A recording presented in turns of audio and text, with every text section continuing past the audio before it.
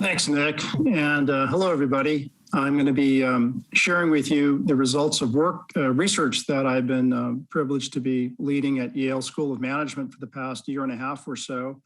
And I'm also joined by a fantastic colleague, Michael Orenstein of Nike. And I'll say more about Michael in a moment. We'll do this in two parts. One is I'll share what we've learned about the how of stakeholder capitalism. And then we'll discuss with Michael an actual case, which is something that he's worked on at Nike. And I'll say more about that in a moment. It's core to what we've learned. First, what have we done here? I hope you can see the chart deck here. It's just not too long, but it summarizes the focus of our work and our findings. We really are looking at the practitioner's view of so-called stakeholder capitalism. I call it an unlovely term for a rather simple idea and a rather intense debate. The idea is that the purpose of a company should be to create value for all the stakeholders who matter to its success. The debate is, perhaps you know, is the Milton Friedman view of the past 50 years or so, that the primary purpose of any corporation is to maximize profits for its owners or the shareholders. So this came to be known as shareholder primacy. And if you've been following this space at all for the past couple of years, you know that the Business Roundtable revised its statement of the purpose of the corporation to create value for stakeholders. And it's a discussion at the World Economic Forum and so forth. There are different ways of talking about this subject. Some talk about it totally in the terms of ESG, others conscious capitalism or impact investing and so forth. But my focus here, because my background, 35 years at IBM, like you, practitioners. So even if your company, your leaders, your CEO, your board, they are committed to stakeholder capitalism, they're committed to create value for stakeholders, is something more than commitment and mindset and passion needed so that you're actually good at it. You are actually good at creating value for multiple stakeholders. This quote from Satya Nadella really crystallizes the question, particularly from the standpoint of a business school, but also if any corporation that invests in the development of its leaders. You can read it for yourself here. How is it possible that Satya Nadella says that the real job of the CEO is this intersection of multiple constituents or stakeholders, and yet he had no preparation for it? It's a rather interesting indictment, if you will, of education, leaders' development, but it also crystallizes the intensity of this responsibility of operating at the intersection of multiple stakeholders. There's a lot of demand now, there's a lot of conversation, but there's also a lot of demand now for skills development, for tools, for methods. And the work at Yale was to probe on this, like what is missing? What would be helpful for leaders and all professionals within businesses to be good at this? Why is this now? I'm not going to spend a lot of time on this because no doubt you're aware, there are a lot of reasons why, what's happening with the planet and so forth. But one big answer to the why is this generational change. You call them millennials or Gen Zers, but they are simultaneously the new employee that we need to attract, retain, and motivate at our companies. They're also the new customer, very familiar to marketers here. They want to do business with brands that share their values, that take seriously their values. They are the voters, and they are influential. And increasingly, they're the new investor as well. So they're about to inherit a great deal of wealth. They're already influencing institutional investors, as you know, and to take seriously things like ESG, but also this issue of stakeholders. Our work at Yale is based on firsthand interviews. I'm coming up on more than 50 now. Most of them CEOs, either active CEOs or recently retired CEOs, CMOs, and other leaders, including of civil society. Great leaders, multiple industries. And a pattern has definitely emerged here in terms of what they believe are the methods, tools, and practices to be good at stakeholder value creation. In a nutshell, this is it. This is the framework, if you will. And I'm going to emphasize one part of it because I think it's the most hands-on, the most relevant, perhaps, to marketers. But let me start with the far left here. Yes, if you're going to be a CEO, or I'd argue a CMO, in this kind of business environment, if you make that commitment that we're not going to create value only for even the customer or the shareholder, it does call upon different skills. Some of those have to be, you configure teams differently, you charter work differently, you frame problems for the company differently, and you yourself as the leader, there are some things that are familiar. You have to not only delegate and empower, but you have to insist that teams solve for the requirements or the interests of multiple stakeholders simultaneously. And that defies, if you will, the functional organization of most companies. The second here, we're calling it an operating system based on this commitment to stakeholders. Some might say it's purpose-driven operating system. I don't, because I know how fashionable it is and how correct it is to talk about purpose-driven brands and purpose-driven companies. But purpose is only an element here. And so when you talk to Kevin Johnson of Starbucks, who in his own words has taken this iconic company from being founder-led, Howard Schultz, to founder-inspired, so it's not dependent on the CEO. What does that look like when you embed in the processes of the entire company, in the culture of the company, this purpose or the raison d'etre of the company of Starbucks, so that it isn't dependent upon any one individual? John Donahoe of Nike, very similar, and many other CEOs say there are many things you have to do to not just define your purpose and values and your principles.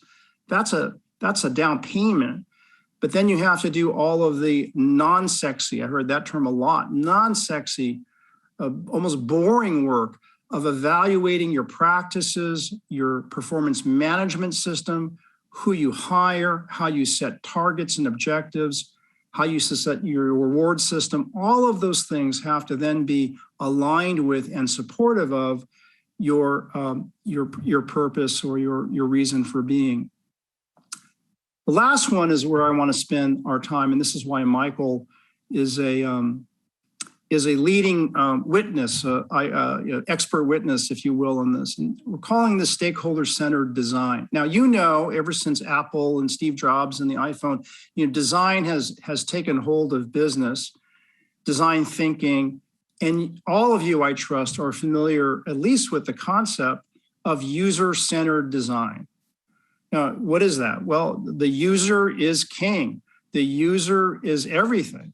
And we design our products, our services, and our experiences to serve the user. And that's well known. Think, though, about stakeholder-centered design. And even if I don't go on and on about that, you can imagine what the difference is between creating something, a product, a service, a program, an experience, not for a user, but for stakeholders. See, that's a different brief. Literally, it's a different brief. It is a different statement of challenge or of work, that it isn't just the customer or just the employee, it's multiple stakeholders and designing something, a solution or a program for them.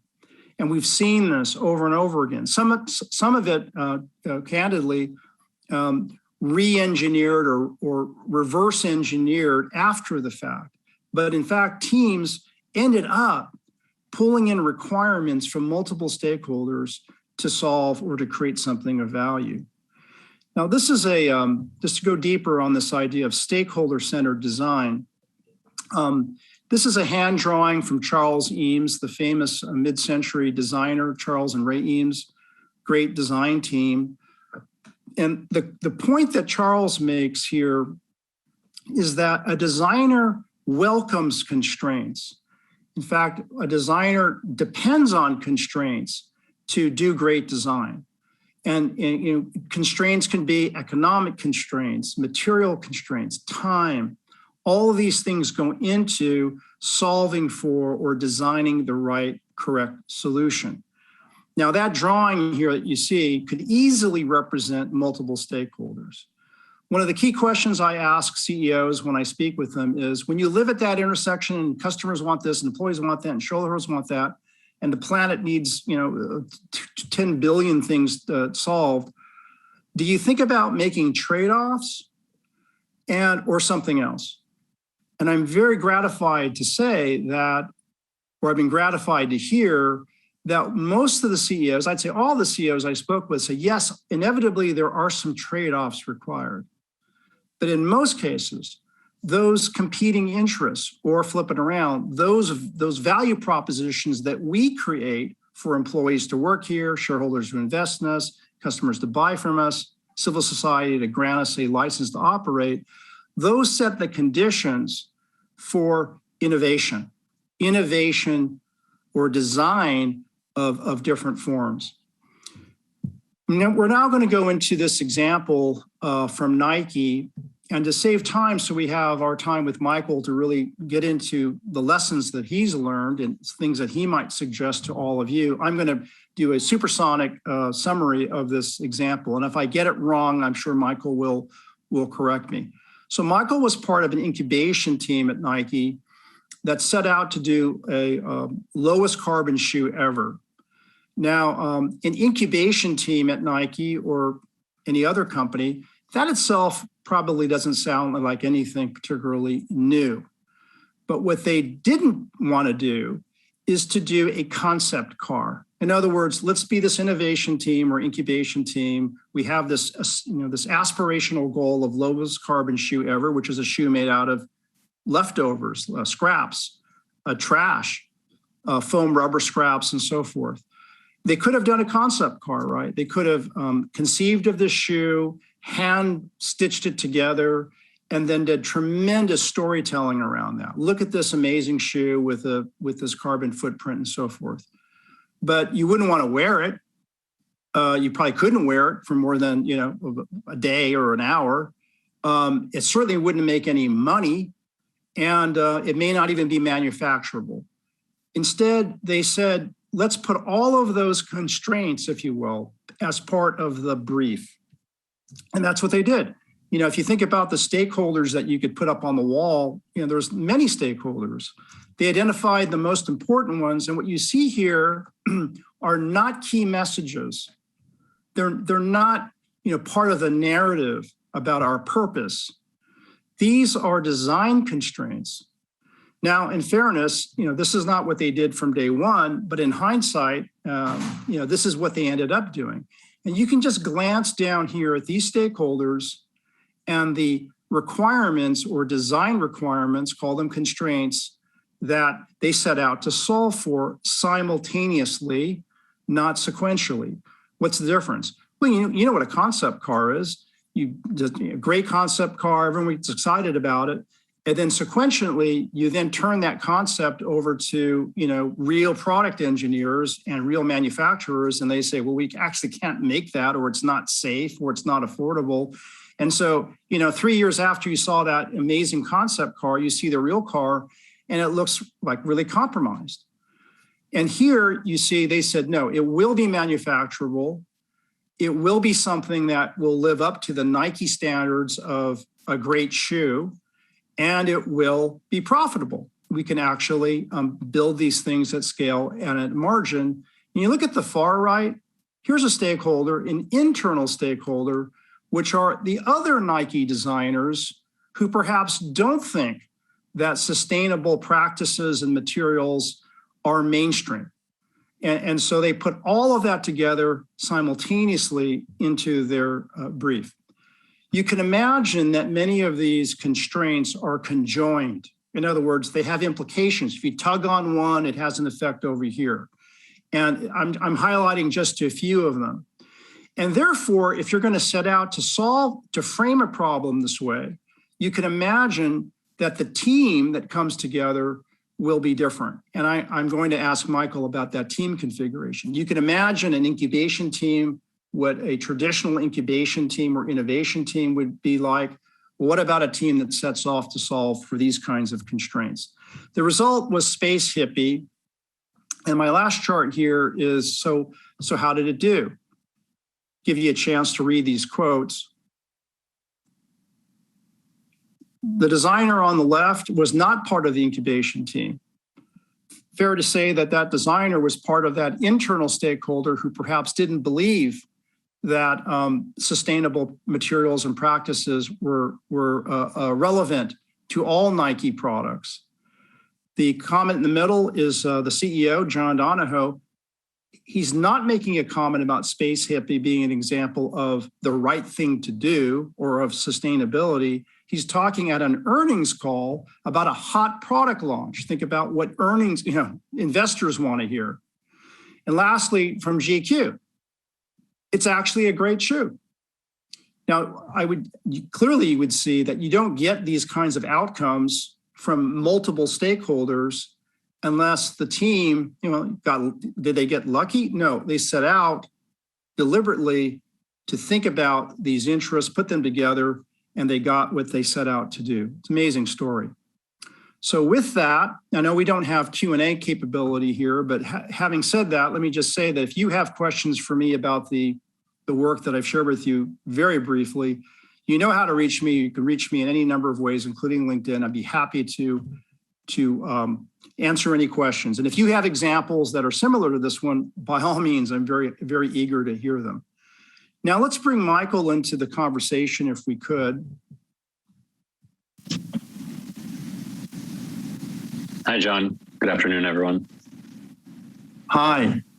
And Michael, I can't see you, but I see you're there. So thank you so much for joining me with the ANA team today. Of course, it's a pleasure to be here. Michael, rather than have me summarize your background, maybe you could just introduce yourself to the team and some of the things that you've done in your career. Sure. I was brought to Nike in 2011 as the first mobile product person, manager, designer, as Nike was setting out to kind of jump into the frontier of mobile app development. The product I was asked to build was a running app to take the work that Nike had been doing with Apple with sensors in the shoes and connecting to the iPod and really find a way to create a technology that could scale. And obviously with the iPhone was the iPhone 2 at the time, we were starting to see there was a huge opportunity and potential there. So I hit the ground running quite literally, building a running experience that has grown to be probably the largest run club in the world, both physically and digitally. And through the opportunities, I started to always try to help Nike explore new frontiers, whether that was through social, digital, mobile, and then started to look at new open spaces that hadn't been explored yet. Obviously at Nike, we have a really core and dedicated team to innovation. Innovation's core to the company's DNA. And I was always trying to peek into that space, which is quite protected, quite coveted for footwear designers and engineers to really dream up the future. But then the opportunity came to really help Nike think about a future of sustainability and what that could mean. And as a kind of core brand marketer, they were looking for someone to help partner with them to help take some of these processes and capabilities and prototypes and really wrap an amazing consumer experience and story behind that. And that's where I got connected to the Space Hippie design team. And actually the quote that John mentioned was actually the one on the left was from one of the key and principal designers, Noah Murphy Reinhartz, who we internally have dubbed the trash man for a number of different reasons, but core to the Space Hippie launch team. Michael, you mentioned trash, and I know the story quite well, but for our colleagues here who aren't familiar with Space Hippie, what is the shoe, when you say low carbon shoe, like what is the shoe actually made of? It's a great question. And when I think the challenge to create the lowest carbon shoe was initiated, there's a lot of things that can go into what that means. And even quantifying carbon is a new concept. Do you look at just the materials and the manufacturing process, that's one way, and the calculation could be done. For us, we really wanted to look at the entire end-to-end experience in calculating that carbon cost, from moving materials to factory partners, the moving of merchandising around the globe, even the transportation to the final end consumer. All of that had to weigh in as we set out to create this really audacious goal. And to the question, John, about the materials, shoes are composed of a midsole, an upper, sometimes airbags and other components, depending on kind of the performance need of that shoe. As the team set out, it was, obviously that's a very audacious goal. And we have a sustainability indexing team who kind of looks across the organization, raw materials and even new vendors as we're onboarding new capabilities and partners. And when we brought this mission to them, they said, the only way you can do it is using things that have already existed. Any new materials, virgin materials, they either don't exist or would already kind of count for too much carbon in that process that the moonshot would never be achieved. So we said, great, we'll just start looking at what we have. And what we have is trash, waste product that comes out of the traditional manufacturing process. These things are not fully, there is material and manufacturing waste that comes out of any process, even with Nike's core dedication to material efficiency and marker efficiency, which is a way of measuring, like if you take a blank sheet of material to cut a t-shirt out, there's going to be trims and scrap that comes out of that. And I think what's interesting about this process was we were constrained to just using things that already existed. And when you look at the trash at Nike, it's incredibly beautiful. It's technical material. It's highly responsive, highly performant. When you look at kind of how it's normally applied, take the foam from our running shoes, the fastest shoes on the planet right now, setting marathon and world records all over competitions. So our raw ingredients of trash is probably some of the best trash in the world. And we really were looking for new ways of kind of composing it as well as assembling it and manufacturing it again in a way that could be sustainable and scalable at the same time. I think what's interesting is a lot of these projects, you can go out and find a new way of doing something, but even just the energy to maybe do a heat compression or a molding of that material is highly costly from a carbon expenditure perspective. So not only were we looking at ingredients where the carbon cost had already been kind of realized or materialized and used, but also new processes that were produced low energy and highly effective as well. Talk to us about the team. Now, I imagine, if you think about a innovation team or an incubation team at a cool company like Nike, I imagine, designers, of course, and marketers. And what was different about this team that came together? This team was all robots. No, not yet, but I'm sure that's coming up. It was a really exciting group. It was a dynamic that I think was really unique, experimental in many ways. The three principal designers had never worked together. They had never designed a shoe before, but incredibly creative material experts, designing experts, and really wild and courageous thinkers. And I think kind of that combination of a misfit mentality really helped them reimagine the process. I think we have some of the world's greatest designers, bar none, and given the same task, they would be able to achieve excellent results, but using kind of some of the design systems and paradigms that they've been working over years and years in their careers. What was interesting about this team is there wasn't a deep bench of footwear experience to say, well, we've done it this way in the past, or, the last shoe I did was using this type of construction or method and make. So this group really got to sit down with an empty slate, blank pages, heaps and heaps of highly technical trash, and reimagine something that had never existed before. And that was a risk in its offset. They dreamed really wild and crazy and big and audaciously, and it took sketch rounds to get kind of early into what the future could look like. But what we saw is those objects were both artful, scientific, and super exploratory. And it really begged everyone asking questions of like, can it be done?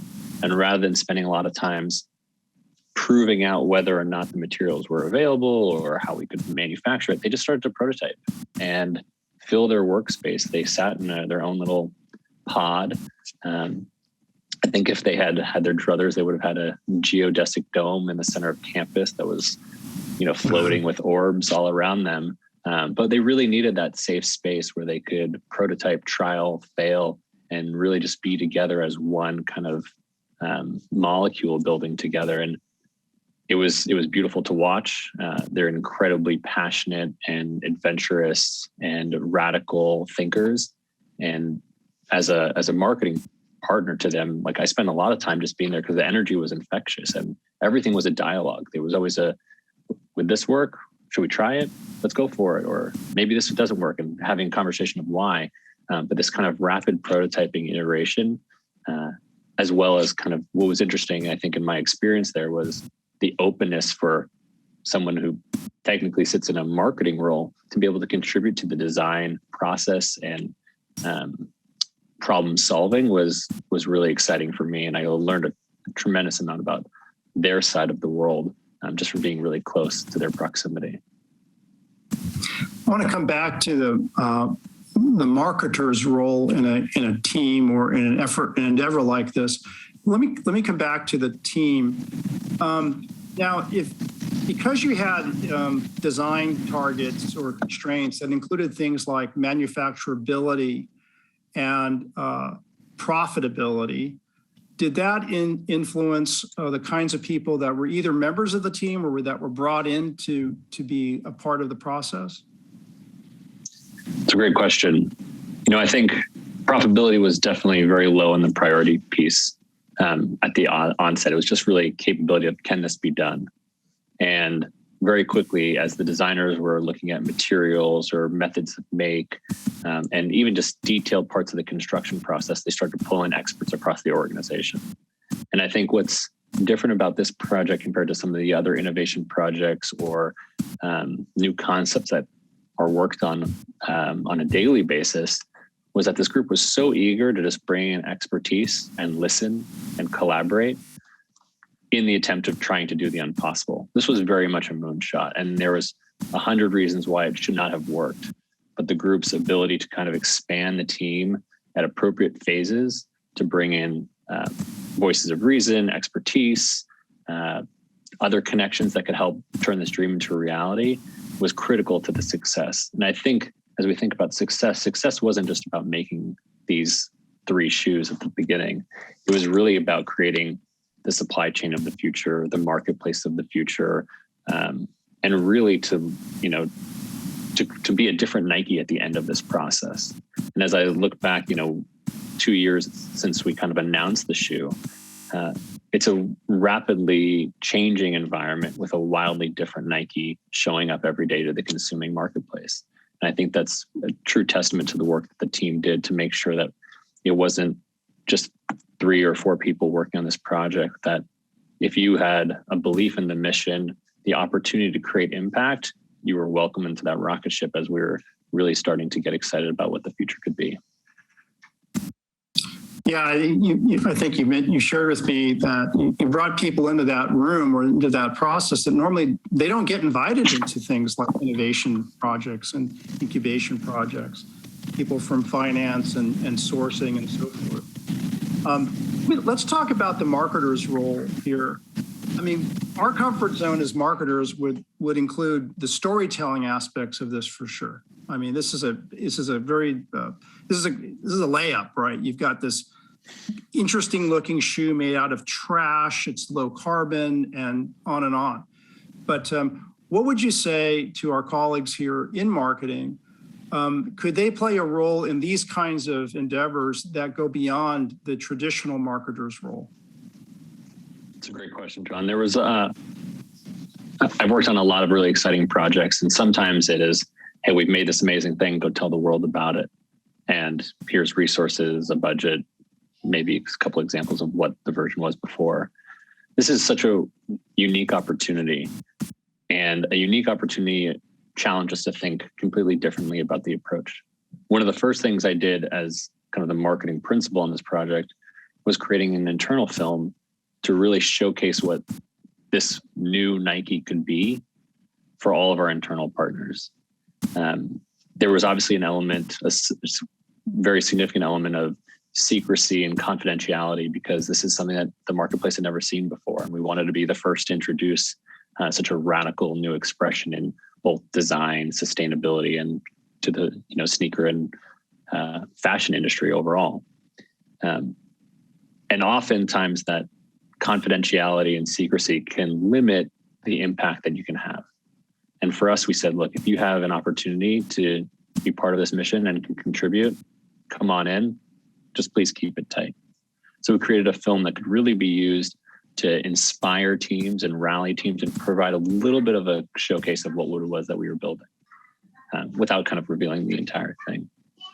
So that started by working really quickly at the start of the project with the team to get a clear understanding of, look, these are just sketches and hand-built prototypes.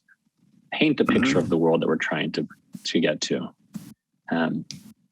What was, again, the difference here was, rather than being handed a finished product, I sat really closely with the team to understand all of the moments, the challenges, the setbacks and failures, because ultimately I think that authenticity and the truth of that story is what has really resonated well with consumers in the marketplace. This was not about designing a finished product. This was about showcasing a new process and a way of working and a method of make and a future that ultimately will change the way people, I think about Nike moving forward. We spent and I think one of the successes of that internal film was, in order to do this story right, we needed to create an incredible brand experience on the launch day. Unfortunately, COVID changed a lot of those plans, but part of that was really telling a story about and showcasing to the world how these shoes are made. It's one thing to say, hey, look at it, it's beautiful, it's made of trash. It was another thing to take everyone into the factory, which hasn't really been done before, and provide pretty much an open view into what that process looks like of taking a design and a bunch of raw materials and turning it into a finished product. And that was something that was going to require a lot of resources, a lot of internal support, a lot of tough conversations with people who were like, you're going to bring cameras into the factory to do what now? This has never been done before. But we had proven through lots of internal conversations and sharing and bringing stakeholders along with us of just how big and important this story was for the world. Michael, we've got just a few minutes left here. So I'd like you to share your recommendations or encouragement to our colleagues. Let's say, you're a marketer at a bank or a healthcare company, an industrial company, an insurance company. You're not Nike. What lessons can they take away from this? And you're at a company that is committed to stakeholder value creation. What would you say to our colleagues that they can take away from your experience? That's a great question. I think there's an importance now more than ever to celebrate kind of the raw and the unfinished.